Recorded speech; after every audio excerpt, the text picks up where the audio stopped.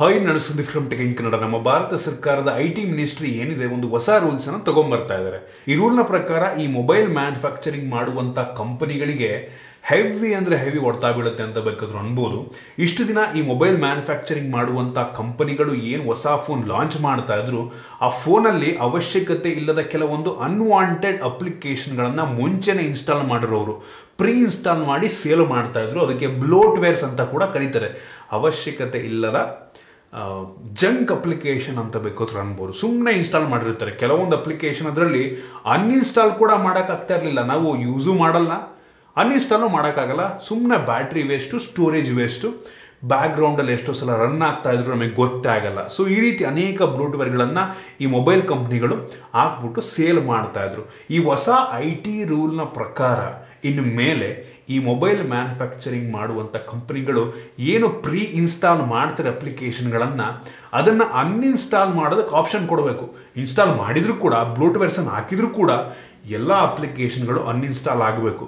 ಆಗಿಲ್ಲ ಅಂತ ಅಂದರೆ ನೀವು ಫೋನನ್ನು ಸೇಲ್ ಮಾಡುವ ಹಾಗಿಲ್ಲ, ಆಯಿತಾ. ಸೊ ಗೌರ್ಮೆಂಟ್ನವ್ರು ಇನ್ನೊಂದು ಹೇಳಿದ್ದಾರೆ, ಆಯಿತಾ. ನೀವು ಏನು ಫೋನನ್ನು ಸೇಲ್ ಮಾಡ್ತೀರ ಅದಕ್ಕಿಂತ ಮುಂಚೆ ಅದು ಕೆಲವೊಂದು ಟೆಸ್ಟಿಂಗ್ ಆಗಬೇಕಂತ. ಅಂದರೆ ಫೋನ್ ಸೇಲ್ ಹಾಕಿದ ಮುಂಚೆ ಟೆಸ್ಟ್ ಮಾಡ್ತಾರೆ ಅದನ್ನ. ಯಾರಾದರೂ ಅನ್ವಾಂಟೆಡ್ ನಮ್ಮನ್ನು ಸ್ಪೇ ಮಾಡಬಹುದಾದಂಥ ಯಾವುದಾದ್ರೂ ಅಪ್ಲಿಕೇಶನ್ ಮುಂಚೆನೇ ಇನ್ಸ್ಟಾಲ್ ಮಾಡಿದ್ರ. ಏನಕ್ಕೆ ಅಂದರೆ ನಮ್ಮ ದೇಶದಲ್ಲಿ ಮೆಜಾರಿಟಿ ಚೈನೀಸ್ ಫೋನ್ಗಳೇ ಸೇಲ್ ಆಗ್ತಾ ಇರೋದು. ಸೊ ಈ ಕಾರಣದಿಂದ ಅವರು ಟೆಸ್ಟ್ ಮಾಡಿ ಎಲ್ಲೆಲ್ಲಿಗೆ ಯಾವ್ಯಾವ ಸರ್ವರಿಗೆ ಡಾಟಾ ಹೋಗ್ತದೆ ಎಲ್ಲ ಚೆಕ್ ಮಾಡಿ ನಮ್ಮ ದೇಶಕ್ಕೆ ತಗೊಂಡ್ಬರ್ತಾರೆ. ಓಕೆ, ನೀವು ಇದನ್ನು ಸೇಲ್ ಮಾಡಬಹುದು ಅಂತ. ತುಂಬ ಒಳ್ಳೆಯ ಮೂವ್ ಅಂತ ಅನಿಸುತ್ತೆ ನಮ್ಮ ಭಾರತ ಸರ್ಕಾರದಿಂದ. ನೆಕ್ಸ್ಟಿಂದ ಎಲ್ಲ ಹೊಸ ಫೋನ ಟೆಸ್ಟ್ ಮಾಡ್ತಾರೆ. ಓಕೆ, ಯಾವ ಅಪ್ಲಿಕೇಶನ್ ಇದೆ ಎಲ್ಲ ಅನ್ಇನ್ಸ್ಟಾಲ್ ಮಾಡ್ಬೋದಾ, ಸುಮ್ಮನೆ ಅನ್ವಾಂಟೆಡ್ ಅಪ್ಲಿಕೇಶನ್ ಯಾರಾದರೂ ಇದೆಯಾ, ಏನೋ ಸ್ಪೇಯಿಂಗ್ ಅಪ್ಲಿಕೇಶನ್ ಇದೆಯಾ, ಎಲ್ಲ ಚೆಕ್ ಮಾಡಿ ನಮ್ಮ ದೇಶದ ಮಾರ್ಕೆಟಿಗೆ ತೊಗೊಂಡ್ಬರ್ತಾರೆ. ಆಮೇಲೆ ನಾವು ಅದನ್ನು ಪರ್ಚೇಸ್ ಮಾಡ್ಬೋದು. ತುಂಬ ಒಳ್ಳೆಯ ವಿಷಯ ಅಂತ ಅನ್ನಿಸ್ತದೆ ನನಗೆ. ಜೊತೆಗೆ ಇನ್ನೊಬ್ರು ಯಾರೋ ಒಂದು ಹೊಸ ಇನ್ಪುಟನ್ನು ಕೂಡ ಕೊಟ್ಟಿದ್ದಾರೆ. ಪ್ರತಿ ಸಲ ಈ ಮೊಬೈಲ್ ಮ್ಯಾನುಫ್ಯಾಕ್ಚರಿಂಗ್ ಮಾಡುವಂಥ ಕಂಪನಿಗಳು ಏನು ಸಾಫ್ಟ್ವೇರ್ ಅಪ್ಡೇಟ್ನ ಕೊಡ್ತಾರೆ ಅದನ್ನು ವೆರಿಫೈ ಮಾಡಿಸಿ ಅಂತ. 100% ನಿಜ. ಅವರು ಹೊಸದಾಗಿ ಸೇಲ್ ಮಾಡೋ ಟೈಮಲ್ಲಿ ಯಾವುದು ಒಂದು ಸ್ಪೇಯಿಂಗ್ ಅಪ್ಲಿಕೇಶನ್ ಆ ಥರ ಏನೂ ಇರಲ್ಲ, ಆಯಿತಾ. ಅವರು ಸೇಲ್ ಮಾಡಿದ್ಮೇಲೆ ಯೂಸರ್ಸಿಗೆ ಆ ಒಂದು ಅಪ್ಡೇಟ್ ಕೊಟ್ಟು ಆ ರೀತಿ ಅಪ್ಲಿಕೇಶನ್ಗಳನ್ನ ಇನ್ಸ್ಟಾಲ್ ಮಾಡೋ ರೀತಿ ಬೇಕಾದರೂ ಮಾಡ್ಬೋದು. ಅದರಿಂದ ಪ್ರತಿ ಸಲ ಈ ಮೊಬೈಲ್ ಕಂಪ್ನಿಗಳು ಒಂದು ಅಪ್ಡೇಟನ್ನು ಕೊಟ್ಟಾಗ ನಮಗೆ ನಮ್ಮ ಫೋನಿಗೆ ಏನೇನು ಅಪ್ಡೇಟ್ ಇದೆ, ಕೆಲವೊಂದು ಸಲ ಏನು ಮಾಡ್ತಾರೆ ಅಂದರೆ ಬೇಕು ಅಂತಲೇ ಸ್ಲೋ ಆಗೋ ರೀತಿ ಏನಾದರೂ ಅಪ್ಲಿಕೇಶನ್ಗಳು ಏನೋ ಬ್ಯಾಕ್ಗ್ರೌಂಡಲ್ಲಿ ಏನೋ ಚೇಂಜ್ ಮಾಡಿರ್ತಾರೆ. ಆ ರೀತಿಯಲ್ಲಿ ಆಗೋ ಚಾನ್ಸಸ್ ಇರುತ್ತೆ. ಸೊ ಮೋಸ್ಟ್ಲಿ ಇದು ಬಂತು ಅಂದರೆ ನಂಗೆ ಅನ್ನಿಸ್ದಂಗೆ ತುಂಬ ಟ್ರಾನ್ಸ್ಪರೆಂಟ್ ಆಗಿರುತ್ತೆ ಅಂತ ಕಾಣುತ್ತೆ. ಕಾದ್ ನೋಡೋಣ. ಈ ಬ್ಲೋಟ್ವೇರ್ಸ್ಗಳನ್ನ ರಿಮೂವ್ ಮಾಡಬೇಕಾಯ್ತಾ. ಇದರಿಂದ ಈ ಬ್ಲೋಟ್ವೇರ್ಸನ್ನು ರಿಮೂವ್ ಮಾಡೋದ್ರಿಂದ ಅಂದರೆ ಅನ್ವಾಂಟೆಡ್ ಅಪ್ಲಿಕೇಶನ್ಗಳನ್ನ ರಿಮೂವ್ ಮಾಡೋದ್ರಿಂದ ಒಂದು ರೀತಿ ಅಡ್ವಾಂಟೇಜ್ ಕೂಡ ಇದೆ ಮತ್ತು ಡಿಸ್ಅಡ್ವಾಂಟೇಜ್ ಕೂಡ ಹೌದು. ಈ ಪ್ರೀ ಇನ್ಸ್ಟಾಲ್ಡ್ ಅಪ್ಲಿಕೇಶನ್ನಿಂದ ಈ ಫೋನ್ನ ಬೆಲೆ ಆ್ಯಕ್ಚುಲಿ ಸ್ವಲ್ಪ ಕಡಿಮೆ ಆಗುತ್ತೆ. ಏನಕ್ಕೆ ಅಂತ ಅಂದರೆ ಈ ಮೊಬೈಲ್ ಮ್ಯಾನುಫ್ಯಾಕ್ಚರಿಂಗ್ ಮಾಡುವಂಥ ಕಂಪನಿಗಳು ಈ ಅಪ್ಲಿಕೇಶನ್ ಕಂಪನಿಗಳ ಜೊತೆ ಡೀಲ್ ಮಾಡ್ಕೊಂಡಿರ್ತವೆ. ಫಾರ್ ಎಕ್ಸಾಂಪಲ್ ಫೇಸ್ಬುಕ್ ಆಗಿರ್ಬೋದು, ಸ್ನ್ಯಾಪ್ಚಾಟ್ ಆಗಿರ್ಬೋದು.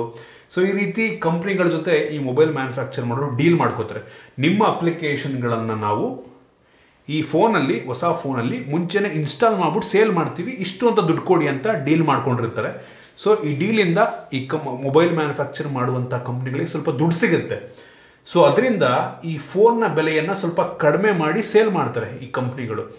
ಸೊ ಇದನ್ನು ಗೌರ್ಮೆಂಟ್ ಅವ್ರು ಇಂಪ್ಲಿಮೆಂಟ್ ಮಾಡಿದ್ರೆ ನೆಕ್ಸ್ಟಿಂದ ಈ ರೀತಿ ಅಪ್ಲಿಕೇಶನ್ಗಳನ್ನ ನಾವು ಅನ್ಇನ್ಸ್ಟಾಲ್ ಮಾಡ್ಕೊಂಡ್ಬಿಟ್ರೆ ಮೋಸ್ಟ್ಲಿ ಏನಾಗುತ್ತೆ, ಆ ಕಂಪ್ನಿಗಳು ಏನು ಅಪ್ಲಿಕೇಶನ್ ಕಂಪ್ನಿಗಳಿರ್ತವೆ ಅವು ದುಡ್ಡನ್ನು ಕೊಡಲ್ಲ ಈ ಕಂಪ್ನಿಗಳಿಗೆ. ಅದರಿಂದ ಮೊಬೈಲ್ ಫೋನ್ನ ಬೆಲೆ ಸ್ವಲ್ಪ ಜಾಸ್ತಿ ಆದರೂ ಆಗಬಹುದು.